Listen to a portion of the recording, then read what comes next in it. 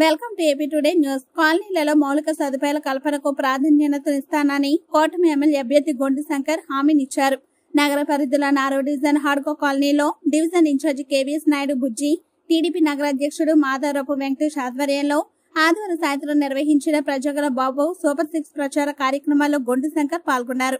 కాలనీలో అన్ని వీధుల్లో ప్రతి ఇంటికి వెళ్లి సూపర్ 6 పథకాలను వివరిస్తూ కరపత్రాలను అందజేశారు. ఈ సందర్భంగా ఆయన మాట్లాడుతూ పేరుకు నగరమైన సంస్థల కుప్పగా మారిందని ఆవేదన వ్యక్తం చేశారు. 5 ఏళ్లుగా నగరాన్ని వైకాపా నేతలు నిర్లక్ష్యం చేశారని ఆరోపించారు. నగర శివార కాలనీ కన్నా నగర నడిబొడ్డు కాలనీల పరిస్థితి అధ్వానంగా ఉందన్నారు. గతంలో తెలుగుదేశం హయాంలో అభివృద్ధి సంక్షేమం జరిగిందని, తిరిగి చంద్రన్న హయాంలోనే అభివృద్ధి జరుగుతుందని చెప్పారు. రానున్న ఎన్నికలలో ఎంపీగా రామ్మోహన్ నాయుడు, ఎమ్మెల్యేగా తనను భారీ మెజార్టీతో గెలిపించి నగర అభివృద్ధిలో భాగస్వామ్యం కావాలని పిలుపునిచ్చారు.